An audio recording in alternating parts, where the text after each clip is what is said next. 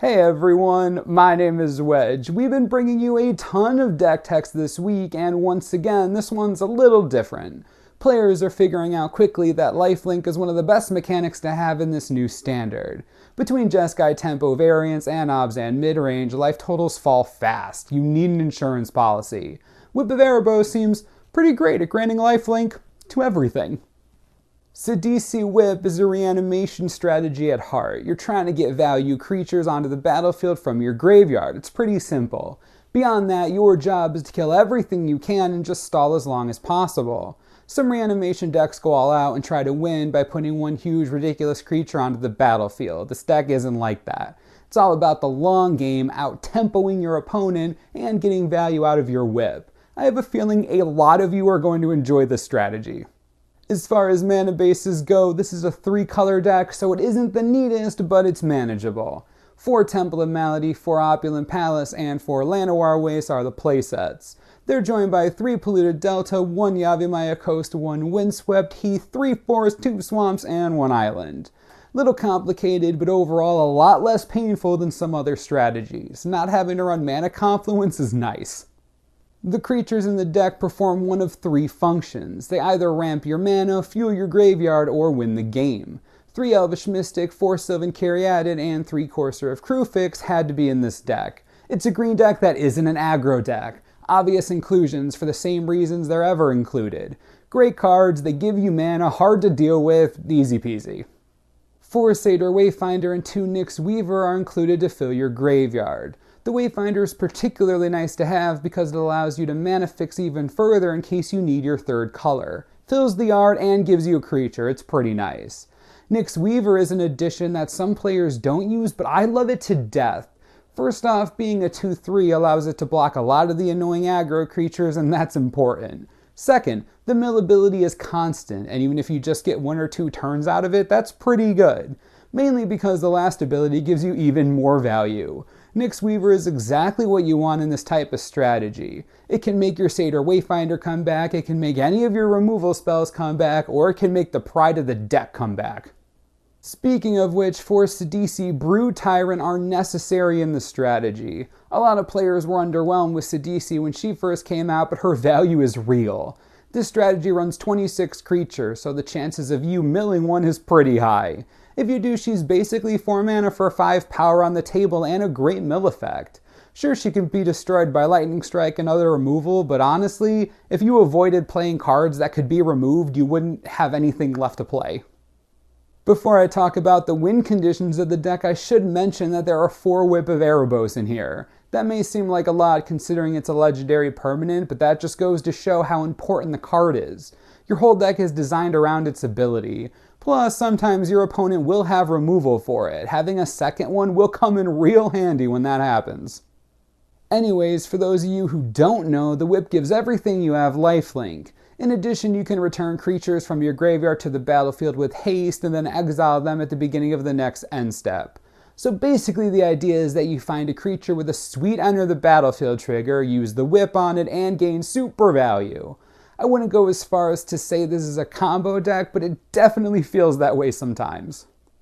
Now that we've gone over all of the support creatures and your primary enabler, here are the win conditions. 4 Hornet Queen, 1 Sagu Mauler, and 1 Soul of Innistrad. As far as the whip is concerned, you're looking at Hornet Queen as the best creature you're going to get in this format. That's why we run 4 of them. When you bring it back, you get a bunch of insects that don't get exiled at the end of your turn. Being able to cast Hornet Queen and get a bunch of tokens, then have Hornet Queen die, then bring it back again for even more tokens is hard to fight. Especially for decks like Obzan midrange, where the only value creature they have to fight you is Wingmate Rock, and that bird is useless against Death Touch. The point is that everyone knows Hornet Queen is a good card, so when you find a way to reanimate it, get more tokens, and have all those tokens get lifelink, that's hard to fight. Yes, there are spells like Bioblight, Drown in Sorrow, blah blah blah.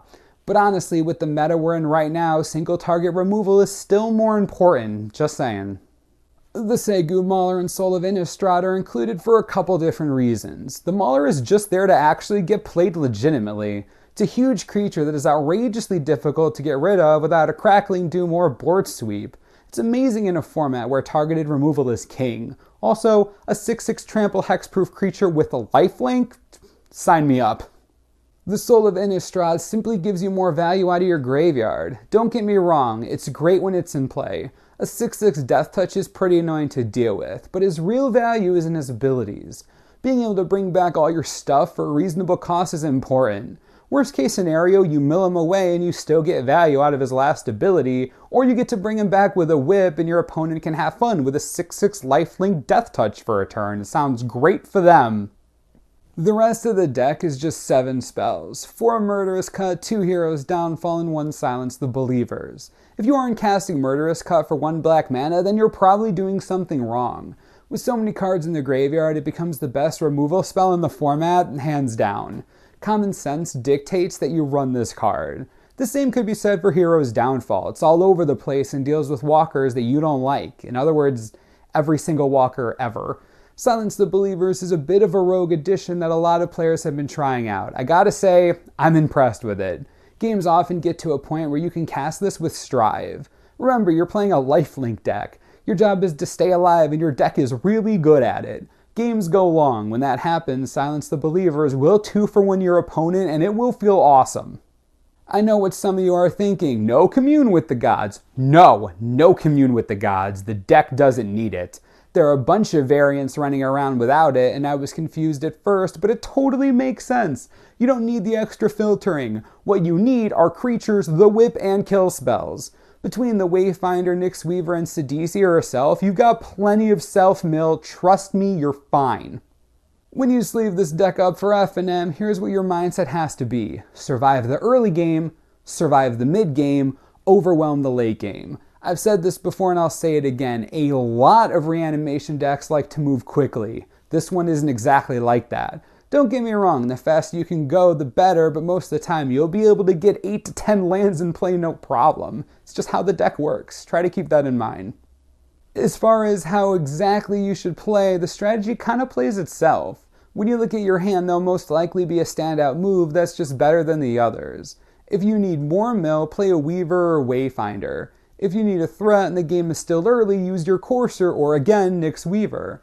When you can, start bringing Hornet Queens back. Overwhelm your opponent. Much like a combo deck, make them answer your threats. You're the one doing something cheeky with the whip. They're just playing Siege Rhinos. You do your thing, let them get creative.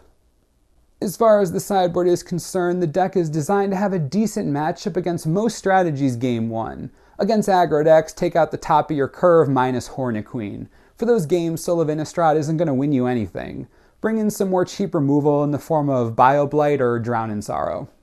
For other late game decks, bring in more huge threats like another Soul of Innistrad or even Empty the Pits. Also, you can't go wrong with disruption like Disdainful Stroke, especially against Obzan. They hate that card. It can be hard to decide what to take out, but your weakest card in these late game matches is Elvish Mystic, so that's a place to start.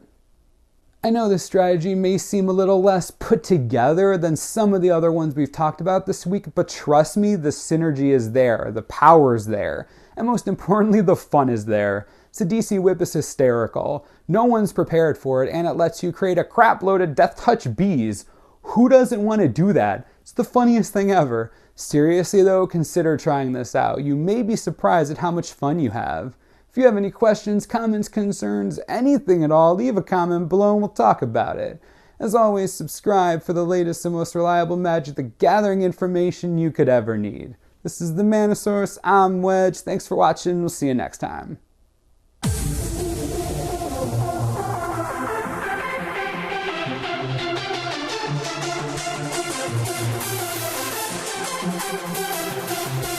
Wow.